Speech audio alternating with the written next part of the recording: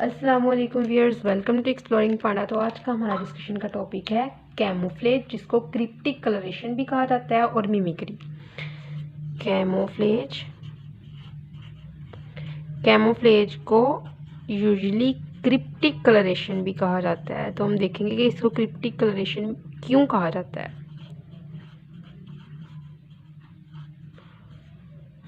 ठीक है, तो जो कैमोफ्लेज होते हैं ना, ये इसकी अगर हम डेफिनेशन की बात करें तो इसकी डेफिनेशन हम इस तरह करेंगे: blending phenomena of an organism with the background colour of its habitat.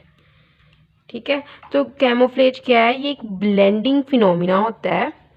Blending phenomena कि किसी भी ऑर्गेनिजम्स का अपने जो बैकग्राउंड कलर के साथ ब्लेंड कर जाना उसके कलर का, तो उसकी शेप का, ताकि उसको पहचाना ना जा सके। तो ये एक डिफेंस मैकेनिज्म के तौर पर यूज़ होता है। Blending phenomena of an organism with background colour of its habitat.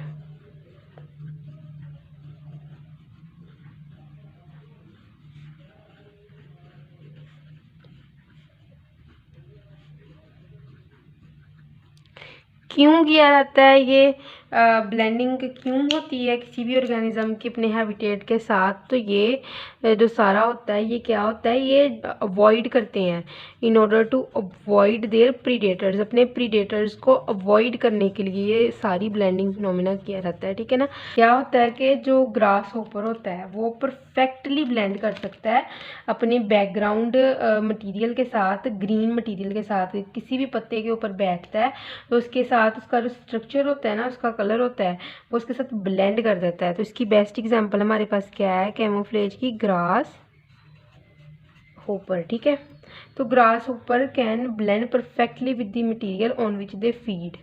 जो लीफ के ऊपर वीन्स होती हैं ना, छोटी छोटी जो वीन्स होती हैं लीफ के ऊपर, ये ग्रास होपर की विंग्स के ऊपर भी वैसी ही वीन्स बनी होती हैं।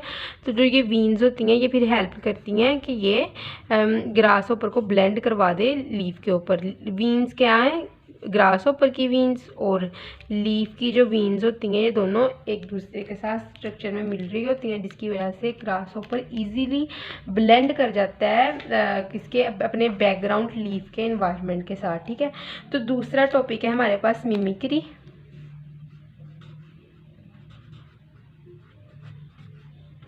तो मिमिक्री की अगर हम बात करें कि मिमिक्री क्या है, कि कुछ और एनिमल्स दूसरे एनिमल्स के साथ क्या करते हैं? मिमिक कर जाते हैं, उनके साथ मैच कर सकते हैं। जिस तरह के हमारे पास जो बेस्ट एग्जांपल है वो है होवर फ्लाइज और वेस्प, जो होती हैं वो मिलती जुलती हैं इकोसिस्टम के अंदर। कौन कौन सी फ्लाइज?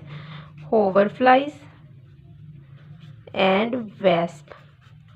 ये एक दूसरे के साथ मिलती जुलती हैं, मिमिक होती हैं। इको ओवरफ्लाइज जो होती है ये मिमिक करती है वेस्प के साथ इकोसिस्टम के अंदर। ठीक है, तो सिमिलरिटी एक स्पीशी की दूसरी स्पीशी के साथ, या तो एक स्पीशी को प्रोटेक्ट करने के लिए, दोनों स्पीशी को प्रोटेक्ट करने के लिए।